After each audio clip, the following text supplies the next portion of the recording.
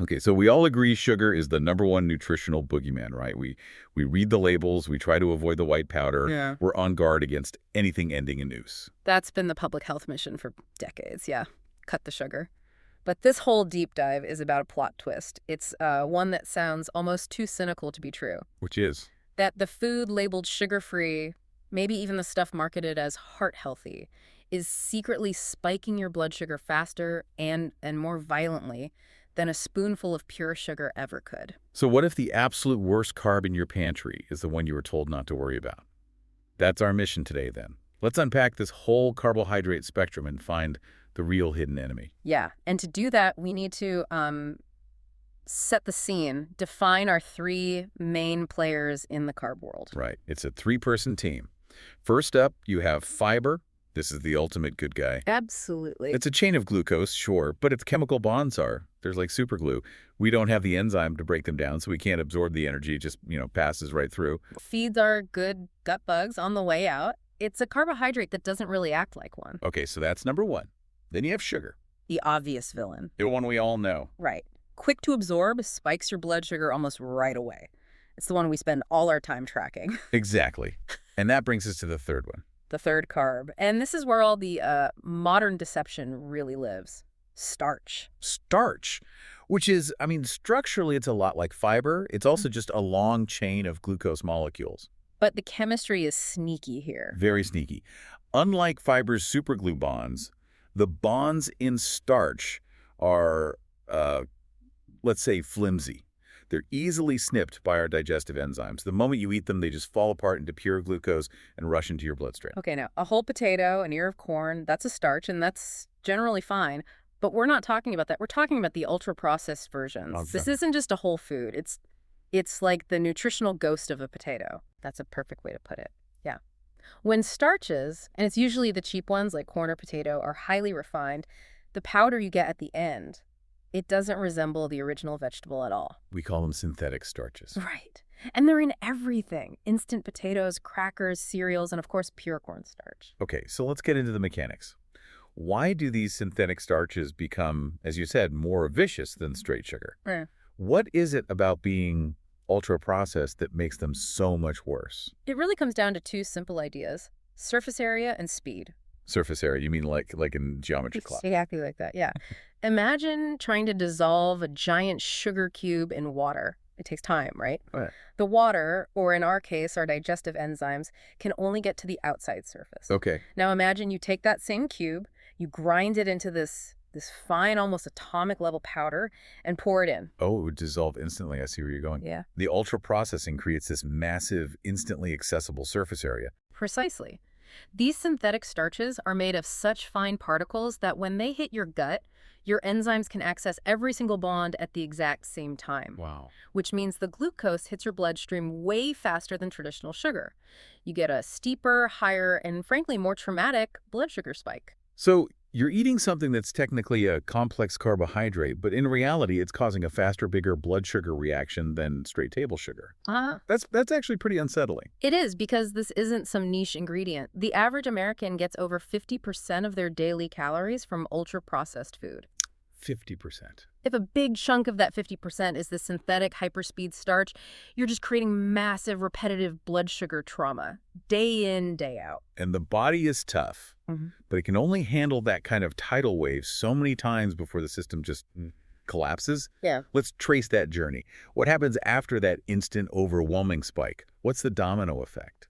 Okay, so you dumped this huge amount of glucose into your system. Your body's emergency response is to try and store it. The first place it goes is your glycogen reserves. That's the stored sugar in your liver and muscles, right? The main storage locker. The main locker, yeah. But with a spike this huge, that locker fills up instantly. And then it overflows. It overflows. And once those glycogen reserves are saturated, that excess energy has nowhere to go but to be converted directly into fat. It doesn't matter if you ate 0 fat. If the energy coming in is more than you can store or burn. You're making new fat. So my body is literally making fat just to handle the rush of glucose from a processed cracker I thought was a healthy snack. That is the cycle. And over time, the fat cells themselves get completely stuffed. They basically put up a giant no vacancy sign. And what's that called? That state where the fat cell just can't take in any more sugar or fat is called insulin resistance. Your insulin is still shouting at the door, but the cells just refuse to answer because they're full and dysfunctional. So the energy still has nowhere to go. It has to go somewhere. What moves house? It does. It finds the least desirable real estate in your body, your internal organs. This is when you start seeing fat accumulate inside the liver, inside the pancreas, and critically, between your organs as visceral fat. Ah, yeah, the dreaded belly fat. I have this highly scientific test I use. Oh, yeah. Yeah, if you look down right now and you can't, see your shoes because your middle is in the way, Right. then you've got visceral fat. And that's not just about looks, is it? Not at all. If you have that much visceral fat, it's almost a guarantee you have fat building up inside your liver, too. And this chronic overexposure, this cellular resistance, it just means your body loses its ability to control blood sugar. And that loss of control leads directly to type 2 diabetes. It's just incredible that a simple texture agent in a quote-unquote sugar-free snack can kick off that whole chain reaction. But the damage is even deeper than that, right? Let's talk about the nutritional void. Yes. The problem isn't just the glucose dump, it's that they are manufactured to be completely empty. They contain zero buffers. Okay, explain what a buffer is in this context. The three crucial buffers in any real food are protein, fat, and fiber. When you eat them, they force your stomach to slow down. They need complex digestion, so they basically apply the brakes to everything. So if I eat an apple, which has fiber and sugar, versus a corn chip, which is pure processed starch, the apple takes hours to digest, and the chip takes minutes. That's it, exactly. That corn chip or cracker comes with zero protein, zero fat, and zero fiber. There are no breaks. It's like opening the floodgates. And that leads to that maximal traumatic spike we were talking about. Right. And because of that sheer speed, you're not just dealing with empty calories, you're dealing with cellular depletion. Your system is burning through vital supplies just trying to manage the crisis. What kind of supplies? Well, for example, vitamin D, which you need for immune function, it gets depleted. And worse, the systemic inflammation from these constant sugar spikes prevents whatever vitamin D you do have from even working correctly. And what about that feeling, the carb coma you get after a big bowl of pasta or a basket of chips? You just feel instantly groggy and exhausted. That's often tied to the depletion of vitamin B1 or thiamine. You can think of B1 as the spark plug your cells need to actually ignite and burn carbohydrates for energy. So when you flood the system with that huge rush of glucose, Your body frantically uses up every last B1 molecule it has, trying to turn on the engines. so if you run out of spark plugs because the engine is revving too hard, you stall. You feel tired because your cells can't make energy even though they're drowning in fuel. That's exactly what happens. You also burn through your stores of zinc in the process. You end up metabolically rich in calories, but functionally starved of the nutrients you need to use them. Okay, so we've got insulin resistance, visceral fat, vitamin depletion. What about our gut? Let's talk about the microbial disaster. This is where the process nature really creates chaos. Your healthy gut bacteria, the good guys, they live mostly in your large colon and they love to eat fiber. The stuff we can't digest. Right. Pathogenic microbes, the bad guys, they love fast food. And they thrive on these quickly absorbed processed starches. And where you feed them matters. It matters hugely. Because this starch is so hyper-processed, it breaks down and gets absorbed way up high in the small intestine. So it's like delivering a giant fast food meal directly to the wrong neighborhood. Exactly. That food should have been slowly broken down and made its way to the large colon. Instead, it causes an overgrowth of these bad microbes high up in the small intestine. It's a condition called SIBO, Small Intestinal Bacterial Overgrowth. And SIBO is common, isn't it? It might affect up to half the population. It leads to chronic bloating, pain, all sorts of issues. And it's a direct result of giving the wrong bacteria the wrong food way too quickly. Okay, so this synthetic starch is messing with our insulin, our liver, our vitamins, and our internal plumbing all at once. This just begs the question, why? Why are manufacturers putting this insidious filler into everything? It can't be for the flavor. The reasons are shockingly practical and have nothing to do with nutrition. Usually it's one of two things. First, simply to thicken things. To thicken things. Yeah, they use it to give a product, say a soup or a sauce, the texture and mouthfeel that people expect. So we're creating this massive metabolic trauma just so the instant pudding isn't runny.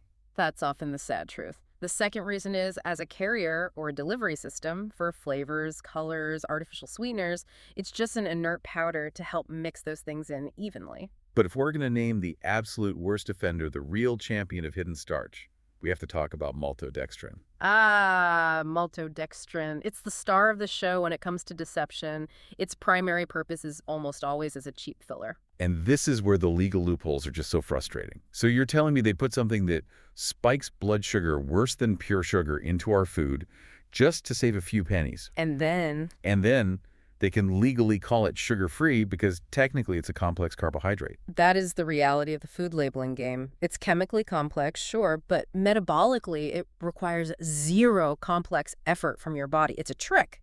And you see it amplified in products designed for, huge consumption. Like those giant tubs of muscle mass powders at the gym. 1,000 calories per serving. Right. And if you check the label, 70 or 80% of those 1,000+ calories might just be pure maltodextrin. I mean, that level of sudden, overwhelming trauma to your cells is just, it's too much. Have you ever tried them? Oh, yeah. Years ago when I was trying to bulk up, I realized very quickly they didn't make me feel strong. They just made me want to instantly fall asleep. Of course. Because you were hitting that energy crisis wall. The vitamin B1 spark slugs were gone. Your cells were drowning in unusable fuel. That's it. The body just tries to shut down to deal with the crisis. So, this really explains why foods like certain breads or crackers can be marketed as wholesome, even with whole grains. The synthetic starches inside are creating a metabolic reaction worse than anything the sugar police ever warned us about. The real danger isn't always the carb-labeled sugar. No. The real danger is the synthetic, hyper-refined starch hidden in plain sight. The filler that's designed to give you that instant rush, that inevitable crash, and that long-term cellular damage. The takeaway for you is that complex in the food manufacturing world doesn't always mean something good. It usually means something highly engineered and stripped of all real value. So the next time you reach for something labeled sugar-free, just remember that the word complex might be corporate code for cheap filler designed to make you instantly tired and mess with your internal plumbing. So knowing all that, what sugar-free label are you going to be checking first?